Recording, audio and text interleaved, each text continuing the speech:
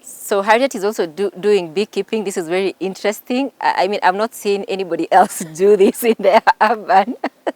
Yes, and she has about 5 beehives, and she'll be telling us how. I mean, what made you think about keeping bees? We love honey, as I said. Yeah, we love honey, and eventually I hope I'll also be able to make other things from the byproducts of from the bees. You know, like wax. I hear you can make candles, you can make soap, etc. But so we have 5 hives here. They're all fully occupied at the moment. You can see the bees are quite active, so they tend to like the morning sun. So the soldier bees go out and look for the for the nectar. They bring it back. You can see we also have a lot of forest here. We also have flowers in the garden, so they're able to go out and get nectar. We also have a good supply of water for them. So basically there they are. They are very happy, as you can see, working very hard. When they say as busy as a bee, these guys are up by 5 a.m. in the morning, already foraging for nectar. And as I had mentioned, and that's where you get the distinct taste of the honey.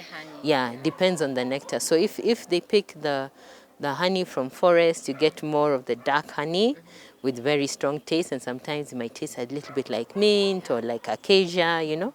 If they get them from flowers, they tend to be a bit lighter in color, because flower nectar is also a bit lighter in color.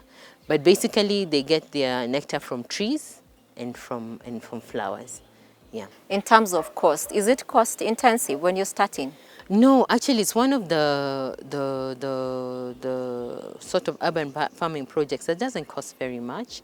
What we did is we bought the hives, and where you buy the hives, they do the training for you. So they have a package.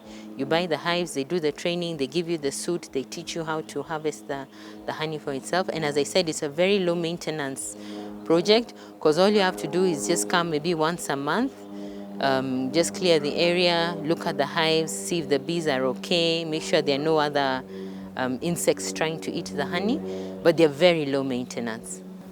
In terms of longevity, do you call longevity or durability? How long do you expect to have those beehives in the same condition they are? In the same condition, they should last for quite a while. These ones we have had maybe for about 5 years now. Yeah, we've had for about 5 years. So I guess as they grow older, because they're made out of wood, so I guess as the wood becomes older, then you think of replacing. But it's not something you replace every year or every 3 months. Yeah. Is beekeeping regulated in any way? I know there are talks about regulating beekeeping, and I'm sure there'll be very interesting discussions around that. Because bees don't belong to anyone, you know. They belong to the nature. Like if I don't treat them well now, they will move, and there's nothing I can do. You know, I can't go to the police and report my bees have been stolen. You know, yeah. So I think maybe the regulation will come in with the production of honey. Yes. Yeah, making sure the honey is good quality. Yeah. It's not it's adulterated. You know, it doesn't have impurities in it. But as for the bees, they belong to everyone. True. Yeah. Okay. So we are done with the bees. You've had it's low maintenance, and you get to get your own honey. So, and you said that how much production does it give you? One hive can give us maybe 4 to 5 kilos. Yeah, every 2 months. every 2 months. Yeah. So 4 to 5 kilos of honey in 2 months. Oh, yeah, okay. In 2 months. Yeah. All right. So where are you taking us next? Now, of course, then here we have our bananas. You can see next to the bees. Then we'll move now to where the vegetables are. Okay. Yeah. Okay.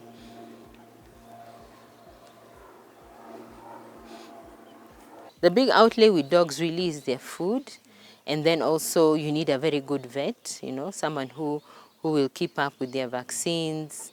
Their diet right now consists mainly of, we give them a lot of pig feet, broken rice. Yeah, we feed them normally once a day. Then they also come out, they're left out to do their exercises. Dogs also need a lot of physical movement. Otherwise not, they can also get obese.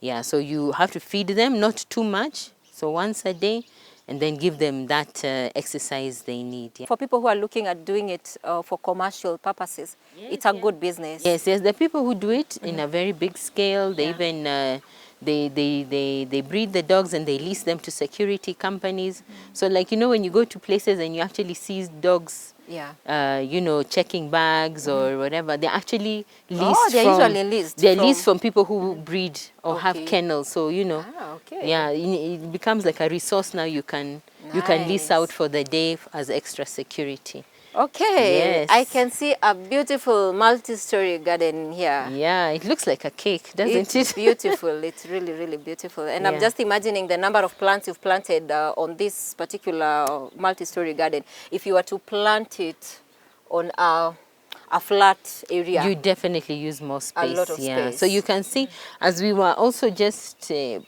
sort of designing the garden, we were very conscious then that there must be some spaces where we will be able to grow vegetables. So you can see in between the flowers we have the vegetables.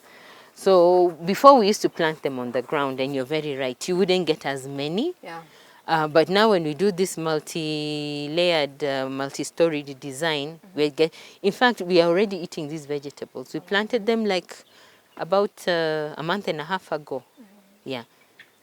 Yeah. So what are some of the advantages? Well, beside, of course, it is holding more plants. What are the other advantages you say you've enjoyed from It having? looks beautiful, doesn't it? Yeah, it does. As a woman, I'm very particular also how my garden looks. Then, of course, getting fresh vegetables every day, you know. Yeah. The fact that you're not buying and storing again, you know, or you have to buy and, you know, boil and put in the fridge because you lose all the nutrients. So right now, Blanching. yeah, exactly. So right now, even if you're going to eat it for dinner, we'll come at 2, we'll pluck, we cut, and we cook. And the beauty is you pluck just enough. Yes, just enough, Just enough. precisely. So you don't Just have enough. to store it even Exactly, in the fridge for later. yeah. How long will you hope to have it? I mean, how durable is it? About 5 months, as in before we plant No, another. not before you plant another one, like Well, the I'm entire hoping garden. it's made out of rubber, so it won't disintegrate. So I would imagine maybe all you have to do once in a while is to refresh the soil, and then maybe if now we want to plant a different kind of vegetable, then we can change it. Yeah. So it's really up to I guess the what you want as the person. Okay. Yeah. Did you have to import the soil from any other place, or you used the soil from your own garden here? We had some soil. You can see when there we've even planted grass again. Okay. So many times, just because of the sheer quantity required, you might buy soil from somewhere with a little bit of manure. Yeah. So you mix it and then you put it in. Okay. Yeah. The big pests are mainly slugs, because they also like fresh vegetable. So in fact, we've just been doing some research on how we can manage them. And of course, for us, we want to manage it organically. So we are going to try a new solution, we were told, where we can use wine, cheap wine. So you just put cheap wine in a container in different places, and it attracts the slugs. Yeah, the smell and the sweetness attracts the slugs, and then they fall in the container. They're also drunkards. They're also drunkards, exactly. So basically, we are looking for cheap solutions all the time. Also doing a bit of research. You're saying even if you crush garlic and make like a solution, you can actually spray. It keeps away the pests. Weed management? Weed management, we just have to come once in a while and pull. But as you can see, they're not very many. So it's just a matter of coming once in a while, pulling them out. Of course, you have to make sure the soil is very moist, Yeah. So they pull out very easily. Like now, especially if the rains have started again, we'll have to do it more often. Yeah, but it doesn't take long. Just come in. It's a job of patience, just pull out the weeds and that's it, yeah. Nice you mentioned about the moisture content.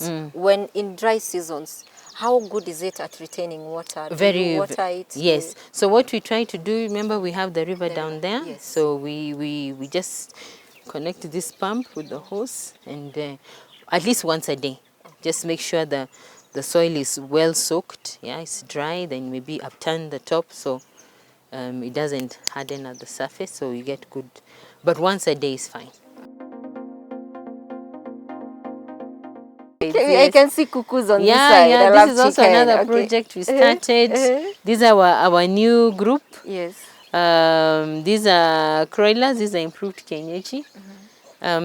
So the jogos, normally when they grow, we eat. So this is what we eat normally, very nice. You know how kienyeji chicken tastes better. And then the female ones, we lay eggs. They lay eggs for us. So we eat our eggs from here. So this is basically just for your home consumption? Yes, just for our home consumption. Of course, the challenge always with farming, if the season is too much, now there's a time we had 4 trays of eggs, we were not eating them fast enough. So of course, then you look for people who are interested. Okay, would you like a tray of eggs? Ya kienyeji, I can guarantee I've not fed them on, Yeah, precisely. Have you had any challenges in terms of diseases? No, actually we haven't. We haven't had any challenges of diseases because I know they can get a bit sensitive. Yeah, but we haven't had. But again, it's all about how you maintain the place, the cleanliness. Are you feeding them well? Are you replacing the water well? Chickens, I also realize, like a lot of sunshine. Yeah, so do they have enough sunshine? Because sunshine also has disinfectant properties. It kills bacteria and things like that. Yeah, so far we've not had any, like disease coming out and wiping all of them.